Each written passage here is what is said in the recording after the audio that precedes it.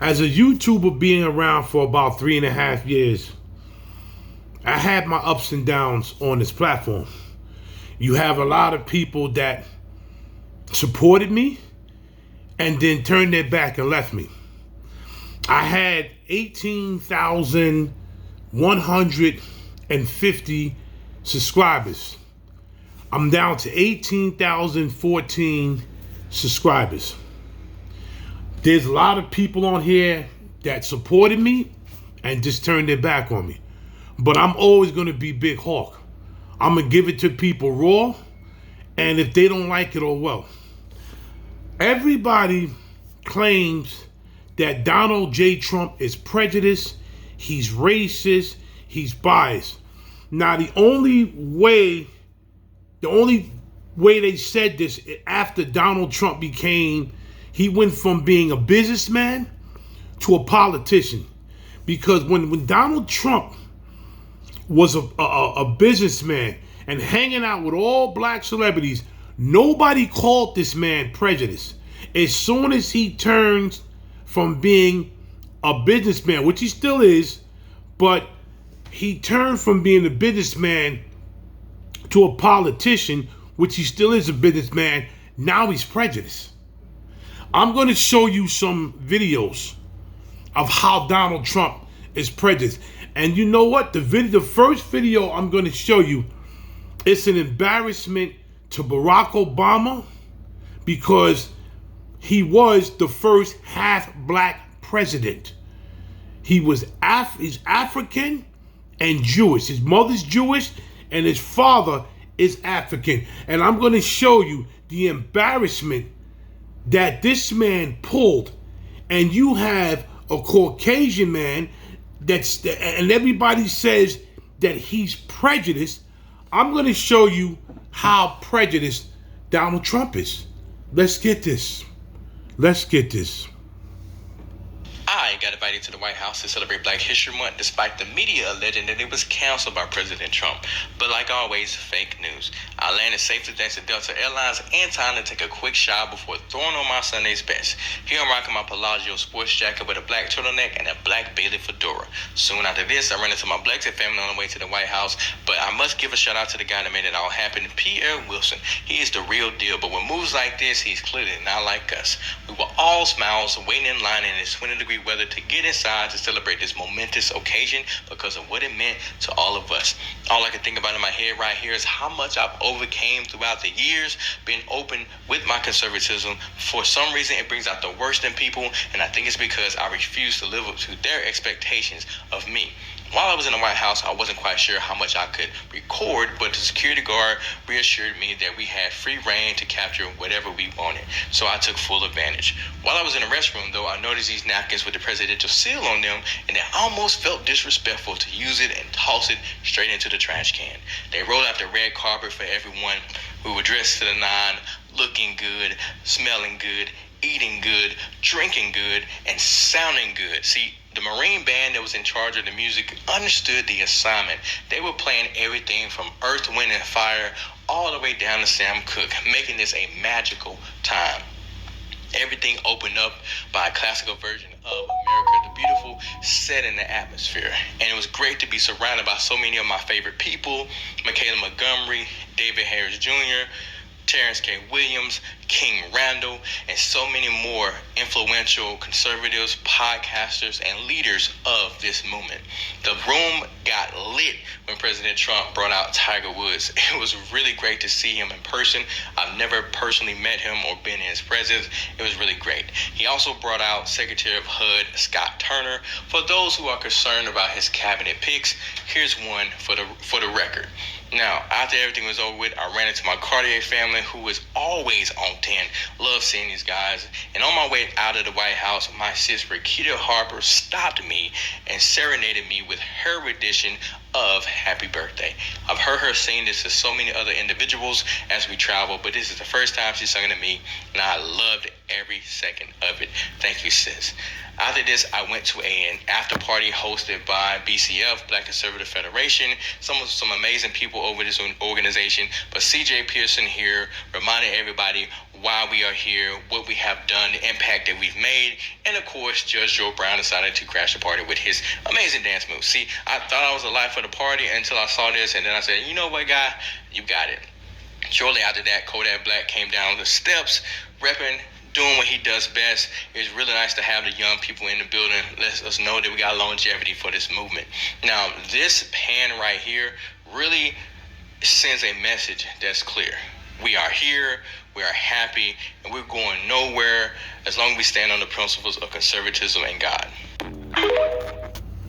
This is an embarrassment to Barack Obama. This is an embarrassment to his wife, his kids, and all of these black politicians that are Democrats that screwed and lied to the black American community. This is a Caucasian man that everybody keeps saying that is prejudiced, but he is the first president to celebrate Black History Month in the White House. I'm going to say this one more again. He is the first president, not even of color or Caucasian, to celebrate Black History Month in the White House. Let's get another video. Problem was getting finance for their business. Well, 25 years later, I run into them separately. They don't know each other. They might, I don't know, but I didn't put them together.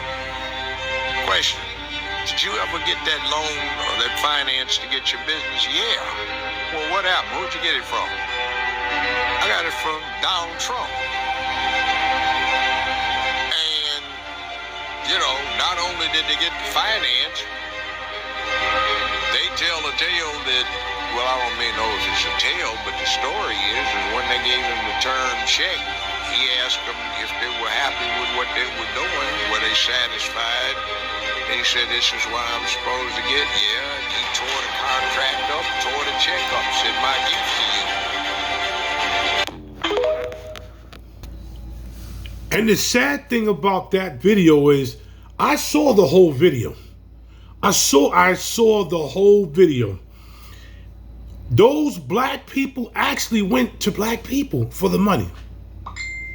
For the money. Didn't get it. But Donald Trump is a racist. Let's get another video going here. Now, so-called HBCUs like Fisk get federal funding, but that has now expired. And even though both Democrats and Republicans in Washington have agreed on continued funding for HBCUs, with House Democrats proposing a short-term fix, guaranteeing an annual payment of $225 million of federal funding for 2 years. But House Republicans are pushing a larger plan.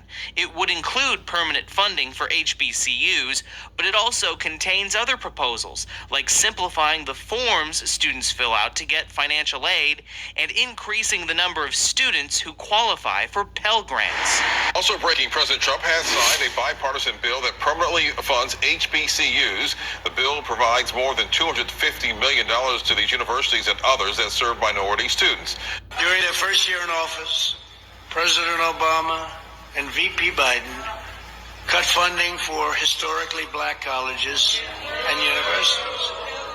I've increased HBCU funding, and I made it permanent. And according to the Education Department's latest records, President Obama held the record for allocating the most federal funds in 2010.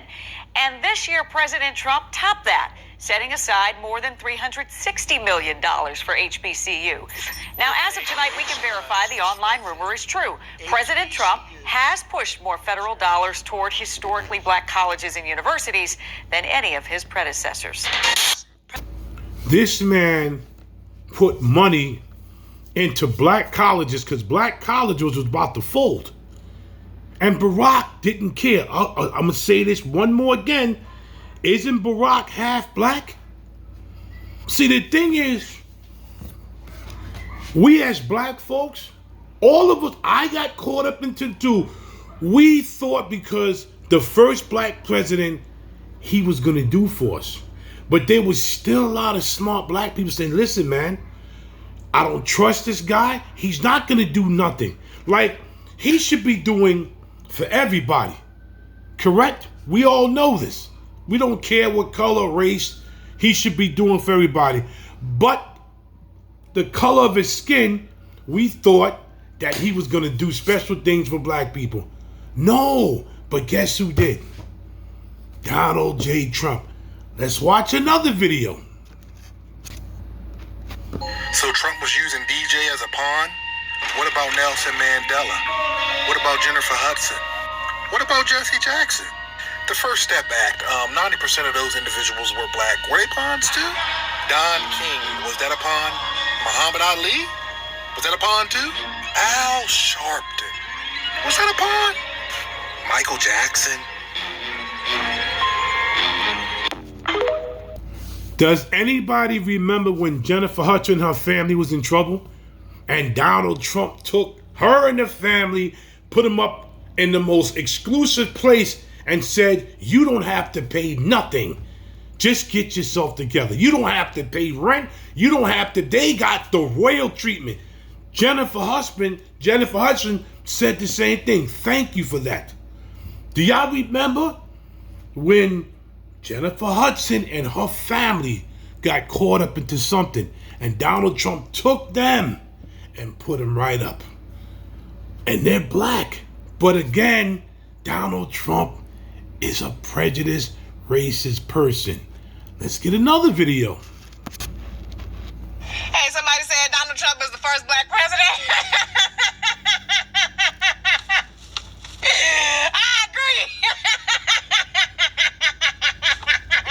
He did more for us than Obama did. You heard what she said? He did more for us than Obama did. Remember, Obama was, saying that he was going to do for the black American community. He was going to try to help us out. But Obama turned around and did stuff for the alphabet community and told black people, you're on your own. Like, share, subscribe, leave a comment, share this video. I am losing subscribers for I don't know why, but you know what? This is not going to stop me from doing what I want to do, doing what I like to do, reporting stuff, and I'm going to get more and more deep into it. But you tell me from the videos I showed you, and this is going to be ongoing, because I'm going to get more videos. Would a prejudiced, racist person do stuff like this? Ask yourself that question. Big Hawk, Yonkers native, street news. I'm out of here.